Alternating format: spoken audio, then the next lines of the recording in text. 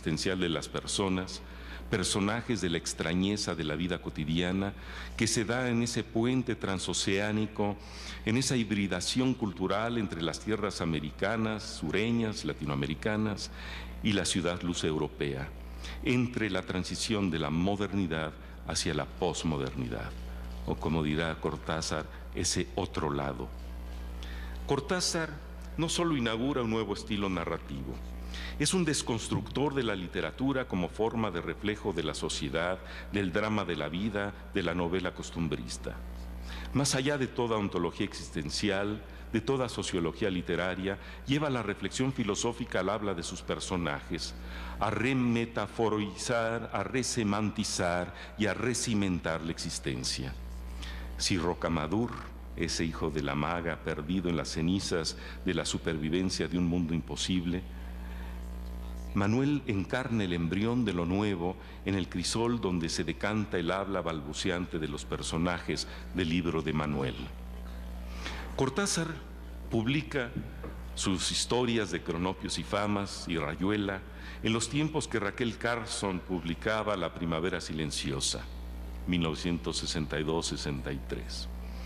El libro de Manuel fue escrito y publicado justo en los años de mi vida estudiantil parisina, entre el 69 y el 72, en los momentos en que se preparó y realizó la primera conferencia de las Naciones Unidas sobre el medio ambiente humano, celebrada en Estocolmo en 1972. Pero buscar las relaciones ocultas e inconscientes entre el espíritu cortasariano y aquel que animó la emergencia del pensamiento ambiental sería tal vez un forzamiento de la razón y de las circunstancias históricas. Aún así, si me permiten tal transgresión, pido a ustedes licencia para acercar estos dos mundos. No para leer la crisis ambiental en clave cortasariana, sino para abrir los oídos al eco del tiempo, dejar que la narrativa de Cortázar sea una caja de resonancia de la racionalidad ambiental que de forma subterránea, subcutánea e inconsciente alimentó mis reflexiones. Me dejaré llevar así por las coincidencias de expresiones y juegos de lenguaje, por el diálogo por contagio, como la risa, por el lúdico acercamiento de la textura de textos descontextualizados del propio Cortázar y aquello que en perspectiva histórica se anunciaba en la filosofía y que se fue configurando en el pensamiento ambiental para indagar en retrospectiva los gérmenes de aquellas vivencias cortasarianas que se mantuvieron vibrando y resonando como una música de fondo en la reflexión filosófica que anidó en la génesis de una racionalidad ambiental. Una idea crucial será el eje central de esta introspección. Esa idea, producto de una larga reflexión, es la aseveración de que la crisis ambiental es de origen y de fondo una crisis del conocimiento, de las formas como la civilización humana ha pensado, ha comprendido al mundo y a partir de ese entendimiento lo ha construido de cierta manera y lo ha destruido. En la década de los años 60, en el agotamiento del estructuralismo, en la saturación de la modernidad y el tránsito hacia la posmodernidad, la literatura fue absorbiendo la filosofía existencialista, toda esa nueva corriente de pensamiento que manifestaba en el decir literario la imposibilidad de regir la vida humana por medio de la razón. Las erupciones de movimientos sociales que buscaban emanciparse de la sujeción de los cánones de un mundo demasiado acotado, oprimido por una racionalidad social y política que había desembocado no solo en regímenes represivos y totalitarios, sino también en paradigmas totalizadores, totalizantes, que en su promesa de ofrecernos un mundo asegurado y transparente, habían desembocado justamente en la complejidad, en la incertidumbre y en la insustentabilidad. Todo provenía de una constatación y de una búsqueda, pues como afirmaba Cortázar en boca de alguno de sus personajes, todo está mal. La historia te lo está diciendo y el hecho mismo de estarlo pensando en vez de estarlo viviendo te prueba que está mal, que nos hemos metido en una desarmonía total, que todos nuestros discursos disfrazan con el edificio social, con la historia, con el estilo jónico, con la alegría del Renacimiento y la tristeza superficial del romanticismo. Algo andaba mal. En esos años de turbulencias teóricas y sociales, caminábamos imbécilmente por el mundo, por un mundo caduco, resquebrajado, insustentable. Algo que no podía pensarse de la misma manera, decirse con las mismas palabras, enunciarse con las mismas formas discursivas. Ya lo había anticipado T.S. Eliot en sus 4 cuartetos, cuando dijo: la fruta de la pasada estación fue comida, y la bestia bien alimentada pateará el plato vacío, pues las palabras del año pasado pertenecen al lenguaje del año pasado, y las palabras del año siguiente esperan una nueva voz. Y así Cortázar se preguntaba: ¿para qué sirve el escritor, si no para destruir la literatura? El escritor tiene que incendiar el lenguaje, acabar con las formas coaguladas e ir todavía más allá, poner en duda la posibilidad que ese lenguaje esté todavía en contacto con lo que pretende mentar. No ya las palabras en sí, sino la estructura total de una lengua, de un discurso. Es en ese agotamiento del sentido, de pérdida de sustentabilidad, que la vida que emerge de las profundidades oceánicas de la poesía, que la vida que emerge de las profundidades oceánicas de la poesía se expresan enigmáticamente, como lo hizo Fernando Pessoa al decir: navegar es preciso, vivir no es necesario.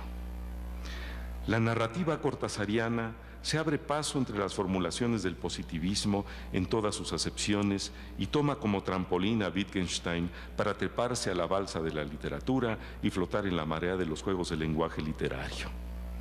De un lenguaje que da su lugar no solo a la incertidumbre, al azar y al no saber, sino al absurdo. Convencido, dice algún personaje, de que ese absurdo de ir hacia lo absurdo es exactamente lo que hace caer las murallas de Jericó, que están a contrapelo del absurdo porque lo saben vulnerable, vencible, y que en el fondo basta gritarle en la cara que no es más que la prehistoria del hombre, su proyecto amorfo, con todas las innumerables posibilidades de descripción teológica, fenomenológica, ontológica, sociológica, dialéctico-materialista, pop y hippie, y que se acabó. No se sabe cómo, pero a esta altura del siglo hay algo que se acabó, hermano, y entonces a ver qué pasa. Y ese absurdo discurre en una metáfora teatral en que los personajes de la novela se sientan delante de una pared de ladrillos, como si fuera un telón pintado, que fuera a alzarse apenas se apagaran las luces. Pero claro, el telón no se levanta porque las paredes de ladrillo no se levantan. Pero aquí la metáfora también se equivocó. Pues si el telón de ladrillo no se levanta, el muro de Berlín habría de caer en unos años después. Derivado de otro absurdo, del de socialismo real. Señal de que algo se acabó y algo andaba mal. Pero hay otras murallas más resistentes, las de la racionalidad económica, que no se dejan caer tan fácilmente, aunque los síntomas y las señales estén ahí finalmente visibles en la crisis ambiental y financiera de un mundo que se ha acabado, en tanto que los espectadores del mundo siguen mirando a la pared como lo único posible. Hoy, no solo los filósofos y poetas aventurados como los Lowenstein y los Morelli de Cortázar, sino una ciudadanía expectante, están mirando la pared porque sospechan lo que puede haber del otro lado y empiezan a imaginar una posible salida del hombre a través de los ladrillos, la salida de la jaula de racionalidad que ha construido los muros de un mundo insustentable. En el libro de Manuel, Cortázar nos deleita con un prefacio filosófico lúdico literario sobre la caducidad de los esquemas racionales en los que se inscribe la vida, pues como observa el que te dije, a pesar de ese obstruccionismo subjetivo, el tema subyacente es muy simple. ¿La realidad existe o no existe? En todo caso, es incomprensible en su esencia, así como las esencias son incomprensibles en la realidad. Y la comprensión daba Cortázar en boca de alguno de sus personajes: todo está mal. La historia te lo está diciendo, y el hecho mismo de estarlo pensando en vez de estarlo viviendo te prueba que está mal, que nos hemos metido en una desarmonía total, que todos nuestros discursos disfrazan con el edificio social, con la historia, con el estilo jónico, con la alegría del Renacimiento y la tristeza superficial del romanticismo. Algo andaba mal en esos años de turbulencias teóricas y sociales. Caminábamos imbécilmente por el mundo, por un mundo caduco, resquebrajado e insustentable. Algo que no podía pensarse de la misma manera, decirse con las mismas palabras, enunciarse con las mismas formas discursivas. Ya lo había anticipado T.S. Eliot en sus 4 cuartetos, cuando dijo: la fruta de la pasada estación fue comida, y la bestia bien alimentada pateará el plato vacío. Pues las palabras del año pasado pertenecen al lenguaje del año pasado, y las palabras del año siguiente esperan una nueva voz. Y así Cortázar se preguntaba: ¿para qué sirve el escritor, sino para destruir la literatura? El escritor tiene que incendiar el lenguaje, acabar con las formas coaguladas e ir todavía más allá, poner en duda la posibilidad que ese lenguaje esté todavía en contacto con lo que pretende mentar. No ya las palabras en sí, sino la estructura total de una lengua, de un discurso. Es en ese agotamiento del sentido, de pérdida de sustentabilidad, que la vida que emerge de las profundidades oceánicas de la poesía, que la vida que emerge de las profundidades oceánicas de la poesía se expresan enigmáticamente, como lo hizo Fernando Pessoa al decir: navegar es preciso, vivir no es necesario. La narrativa cortázariana se abre paso entre las formulaciones del positivismo en todas sus acepciones y toma como trampolín a Wittgenstein para treparse a la balsa de la literatura y flotar en la marea de los juegos del lenguaje literario. De un lenguaje que da su lugar no solo a la incertidumbre, al azar y al no saber, sino al absurdo. Convencido, dice algún personaje, de que ese absurdo de ir hacia lo absurdo es exactamente lo que hace caer las murallas de Jericó, que están a contrapelo del absurdo porque lo saben vulnerable, vencible, y que en el fondo basta gritarle en la cara que no es más que la prehistoria del hombre, su proyecto amorfo, con todas las innumerables posibilidades de descripción teológica, fenomenológica, ontológica, sociológica, dialéctico-materialista, pop y hippie, y que se acabó. No es existencial de las personas, personajes de la extrañeza de la vida cotidiana que se da en ese puente transoceánico, en esa hibridación cultural entre las tierras americanas, sureñas, latinoamericanas y la ciudad luz europea, entre la transición de la modernidad hacia la posmodernidad, o como dirá Cortázar, ese otro lado. Cortázar no solo inaugura un nuevo estilo narrativo, es un desconstructor de la literatura como forma de reflejo de la sociedad, del drama de la vida, de la novela costumbrista. Más allá de toda ontología existencial, de toda sociología literaria, lleva la reflexión filosófica al habla de sus personajes, a remetaforizar, a resemantizar y a recimentar la existencia. Si Rocamadour, ese hijo de la maga perdido en las cenizas de la supervivencia de un mundo imposible, Manuel encarna el embrión de lo nuevo en el crisol donde se decanta el habla balbuceante de los personajes del libro de Manuel. Cortázar publica sus historias de Cronopios y Famas y Rayuela en los tiempos que Raquel Carson publicaba La Primavera Silenciosa, 1962-63. El libro de Manuel fue escrito y publicado justo en los años de mi vida estudiantil parisina, entre el 69 y el 72, en los momentos en que se preparó una idea crucial será el eje central de esta introspección. Esa idea, producto de una larga reflexión, es la aseveración de que la crisis ambiental es de origen y de fondo una crisis del conocimiento. de las formas como la civilización humana ha pensado, ha comprendido al mundo y a partir de ese entendimiento lo ha construido de cierta manera y lo ha destruido.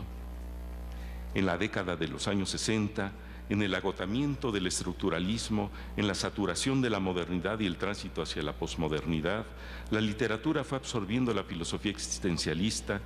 toda esa nueva corriente de pensamiento que manifestaba en el decir literario la imposibilidad de regir la vida humana por medio de la razón. Las erupciones de movimientos sociales que buscaban emanciparse de la sujeción de los cánones de un mundo demasiado acotado, oprimido por una racionalidad social y política que había desembocado no solo en regímenes represivos y totalitarios, sino también en paradigmas totalizadores, totalizantes, que en su promesa de ofrecernos un mundo asegurado y transparente, habían desembocado justamente en la complejidad, en la incertidumbre y en la insustentabilidad. Todo provenía de una constatación y de una búsqueda, pues como realizó la primera conferencia de las Naciones Unidas sobre el medio ambiente humano, celebrada en Estocolmo en 1972. Pero buscar las relaciones ocultas e inconscientes entre el espíritu cortasariano y aquel que animó la emergencia del pensamiento ambiental sería tal vez un forzamiento de la razón y de las circunstancias históricas. Aún así, si me permiten tal transgresión, pido a ustedes licencia para acercar estos dos mundos. No para leer la crisis ambiental en clave cortasariana, sino para abrir los oídos al eco del tiempo, dejar que la narrativa de Cortázar sea una caja de resonancia de la racionalidad ambiental que de forma subterránea, subcutánea e inconsciente alimentó mis reflexiones. Me dejaré llevar así por las coincidencias de expresiones y juegos de lenguaje, por el diálogo por contagio, como la risa, por el lúdico acercamiento de la textura de textos descontextualizados del propio Cortázar y aquello que en perspectiva histórica se anunciaba en la filosofía y que se fue configurando en el pensamiento ambiental para indagar en retrospectiva